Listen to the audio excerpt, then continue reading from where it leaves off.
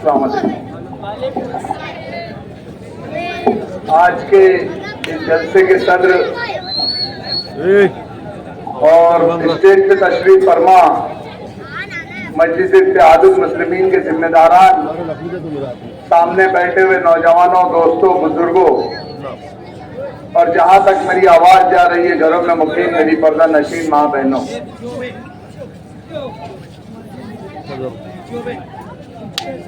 आज इस इंतखाबी जलसे से हमें मुफ्ती साहब की कमी महसूस हो रही है। मैं उनकी कमी हम तो पूरी नहीं कर सकते जलसे में, लेकिन इस शेर के साथ शायद कुछ कमी हमको याद आ जाए कि तेरी रहमतों का दरिया मेरे आम चल रहा है, मुझे भीख मिल रही है, मेरा काम चल रहा है, तेरे नाम का वजीफा मेरी जिंदगी का हासिल, तेरे नाम की बदौलत मेरा काम चल रहा है। मुफ्ती साहब इस वक्त खुद भी बीमार है और उनकी अहलिया भी बीमार है, वो भी एडमिट है। कैंसर के मर्ज में उनकी अहलिया का इलाज चल रहा है और काफी दिनों से उनका इलाज चल रहा था। बीच में इलेक्शन आ गया और मुफ्ती साहब को भी सीने में दर्द उठी। आज शाम में 5 बजे उनका ऑपरेशन हुआ। 5 नसें उनकी ब्लॉक थी। कुछ लोग उनके मुखालफिन ये बोल रहे हैं कि ये चीटिंग कर रहे हैं, ये ढोंग कर रहे हैं। तो मैं उनको ये बात बोलना चाहता हूं कि मुफ्ती मोहम्मद इस्माइल कासमी साहब जिस हॉस्पिटल में एडमिट थे, डॉक्टर गौरव ठाकरे के, आपके वो फैमिली डॉक्टर है। आप शेख रशीद खानवादे के गौरव ठाकरे फैमिली डॉक्टर है। आप उनसे पूछ लीजिए कि आज वो किस मुसीबत में चल रहे हैं। तुम उनकी बीमारी की खुशी मना रहे हो। अरे छोड़ दो कि वो एक एमएलए है, छोड़ दो कि एक आलिम है। तुम मानते नहीं हो ना, मत मानो, लेकिन एक इंसानियत के नाते तो कम से कम उनको मत कुछ बुरा भला बोलो। व्हाट्सएप दिन भर से भरा है, सिर्फ उनके बारे में लिखा जा रहा है, बोला जा रहा है। मुफ्ती साहब तो जब कल हम सुबह उनके पास पहुंचे, मैं, मेरे वालिद डॉक्टर साहब अब्दुल माजिद हाजी, यूसुफ इलियास साहब, डॉक्टर अरशद जुल्लू सेठ, हम लोग सब पहुंचे तो वो तो ये चाह रहे थे कि ये ऑपरेशन अभी टाल दे, और वो इसलिए नहीं टालना चाह रहे थे कि इलेक्शन है। वो ये कह रहे थे कि अभी मेरी अहलिया भी पड़ी है, वो भी जेर इलाज बॉम्बे के हॉस्पिटल में है, कैंसर के मर्ज में वो मुब्तला है, और अगर उसमें मैं खुद अभी ऑपरेशन करा लूंगा तो उसको देखने वाला कौन होगा। उनको इलेक्शन की फिक्र नहीं थी कि इलेक्शन का क्या होगा। अरे वो तो मुफ्ती साहब को हमने बोले, या हम सब लोगों ने बोले कि मुफ्ती साहब आप जाओ और ऑपरेशन करो, इंशाअल्लाह ताला हम आपके बगैर इलेक्शन लड़के बताएंगे, इंशाअल्लाह नजीम। ये हमारा सबका उनका साथी मशवरा था। सियासत तो सियासत के जैसा करो। हर जगह तुमने सिर्फ ख्याली पुलाव जैसा बोल के चले गए थे कि भला खलील दादा की मैयत में किसी ने लड्डू बांटा, पेड़ा बांटा। आज तुमने वो करके दिखाया, और तुम ये जो चीज कर रहे हो ये बराबर नहीं है। इलेक्शन है। मैं अब्दुल माजिद हाजी की बात सुन रहा था, वो आपसे अपना हक मांग रहा था कि अगर हमने कुछ काम किया है तो हमको इस वार्ड से, हम मुफ्ती साहब के लिए काम कर रहे हैं, मुफ्ती साहब हमारी मजलिस इत्तेहादुल मुस्लिमीन के उम्मीदवार हैं, आप उनको वोट दीजिए। तो कुछ लोग उसको कहते हैं कि जब तेरा वक्त आएगा तो देखेंगे। अभी कहां तेरा वक्त है, अभी तेरा वक्त नहीं है। तो मुझे एक बात बताओ कि ये अब्दुल माजिद के साथ हक तलफी नहीं है, उसका हक छीनना नहीं है कि एक लड़का जिसको तुम बच्चा बोलते हो, वो बच्चा रात नहीं देखता, दिन नहीं देखता, कोई वक्त नहीं देखता, जब उससे फोन करो कहां है, वार्ड में है, कहां है, वार्ड में है। अरे उसके भी बच्चे हैं, छोटे छोटे बच्चे उसके, उसको यह तक नहीं मालूम है कि उसके बच्चे कौन सी स्कूल में जा रहे हैं, कौन सी क्लास में पढ़ रहे हैं। उसका पूरा ध्यान सिर्फ वार्ड के लोगों के लिए है। और अगर उस वार्ड के लोगों के लिए जिसके वार्ड उन्होंने काम किया, एक एक गली, एक एक मोहल्ला, आज अय्यूब नगर की एक एक गली देख लो, अमनपुरे की एक एक गली देख लो, ये जो रोड बैठे में आप बैठे हैं, ये रोड की क्या हालत थी। अगर ये सब काम करने के बाद उसको ये सिला दिया जाएगा कि तेरा इलेक्शन आएगा तो जब देखेंगे, ये तो धोखेबाजी है, धोखेबाजी, साफ धोखेबाजी है।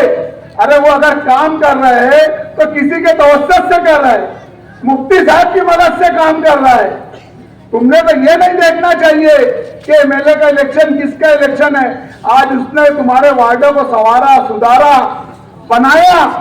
आज 200, 500, 1000 रुपये में बिक रहा, अपने लोगों को खरीदा जा रहा। आज मुझे बताओ, उसने ये जब अय्यूब नगर का काम नहीं हुआ था तो ये अय्यूब नगर के झोपड़ों की कीमत क्या थी? 70,000, 80,000 लाख रुपये के झोपड़े बिकते थे। आज 10, 15 लाख रुपये के झोपड़े सिर्फ उसने जहां नहीं काम होने वाला है वहां काम करके दिखाया। तो ये चीज को अहमियत देखोगे कि आज की ये बात को देखोगे। कुछ लोग यहां पर बिरादरी की बात कर रहे हैं, हमारे तुम्हारे की बात कर रहे हैं, अपना पराये की बात कर रहे हैं, लेकिन सिर्फ वक्ती तौर पर, सिर्फ वक्ती तौर पर अपना पराये की बात करेंगे कि तुम मेरे हैं, आ जाओ, समझ लो, समझा लो, रोया जा रहा, माफी मांगे जा रही, क्या क्या नहीं किया जा रहा है। क्यों? आज उनका वक्त है, ये कुछ दिन रोएंगे तुम्हारे पास, फिर 5 साल रुलाएंगे तुमको। इस चीज को समझना है, और अगर आज नहीं समझोगे ना तो कभी नहीं समझ पाओगे। बिरादरीवाद में बांटा जा रहा है। मैं तो ये बात कहता हूं कि मेरे यकीन हो कि न हो, बात यकीन की है। मेरे जिस्म की मिट्टी इसी जमीन की है, और मेरे शहर के सभी लोग आपस में भाई भाई थे कि दूरियों की सियासत किसी कमीन की है। 4600 वोट लिए अब्दुल माजिद ने 18,000 के वार्ड में से। उसने ये नहीं देखा कि फला ने मुझे वोट नहीं दिया तो उसका काम नहीं करना है। सिर्फ 4600 वोट 18,000 वोट के वार्ड में से जहां हो रहा, जितना हो रहा उतना काम किया जा रहा है। यहां पर इस चौक में उस दिन निशानी लगाने के ऊपर से झगड़ा हुआ। निशानी लगाने के वास्ते लोगों को आगे किया जा रहा है, गरीबों को आगे किया जा रहा है। खुद आगे नहीं आते, दूसरों को आगे करके लड़ाया जा रहा है। क्यों? आज ये सोशल मीडिया का दौर है। आप ये खानदान की पुरानी आदत है, कभी नहीं खुद लड़ेंगे, दूसरों को आगे करेंगे। तुम सोशल मीडिया को उठा के देख लो, मरहूम शेख रशीद साहब हो या खलील दादा हो या शेख आसिफ हो, या वो एक अभी चर्सी आके बोल के गया, वो बोलते तुम भिड़ जाओ, 10-15 लोग आगे आ जाओ, इनको मारो, इनको करो, हम आएंगे, हम देखेंगे। देख लिए ना उस दिन क्या हुआ, क्या बोला था उसने, वो चर्सी ने, कि मेरे आने तक रुकना, हमारे आने तक रुकने बोले। अरे भैया 3 घंटा रुका था मैं यहाँ पे, 3 घंटा यहाँ रुका था सैलानी चौक में। फिर मजबूरी में देखे गए जाने का नाम नहीं ले रहा तो जबरदस्ती पुलिस की गाड़ी में बैठा के भिजा दिया गया। तेरा होश के नाखून लो वार्ड वालों, ये सिर्फ लड़ाने का काम दे रहे तुमको आगे करवा रहे। वो बेचारा जब्बार भैया उसको भिजवा दिए कंप्लेंट करने के वास्ते, उसके साथ कोई पुरसान हाल नहीं, कोई आने वाला नहीं। बेचारे के दो बेटे, एक शायद हाफिज है उसमें से, वो बेचारे दोनों तीनों वहां बैठे, कोई आया नहीं, पूरी रात गुजर गई, इनके घर का कोई नहीं आया। और कोई आएंगे नहीं है, हम ही आएंगे, अच्छे में भी, अच्छे में आएंगे हम तुम्हारे, बुरे में भी हम ही आएंगे। इनके उनके भरोसे कुछ जोखम लेना मत। वो गुरु है भैया, अल्लाह का वास्ता, सब अपन करीबी है। इलेक्शन 2-4 दिन का है, ये लोगों के भरोसे हमारे आने तक रुकना, अगर कितनी दूर चलेगा पता ही नहीं चल रहा। जबरी लड़ा रहे हैं, देखो आपस में लड़ो मत, बटो मत, कटो मत, ये बांट रहे। इतना वक्त है इनका, ये आखिरी साल था इनके ऊपर भी, बहुत हो गया 40 साल। मैं तो पहला बेटा ऐसा देख रहा है यार जो अपने बाप के 40वें पे इतना जश्न मना रहा, पहला बेटा देख रहा मैं।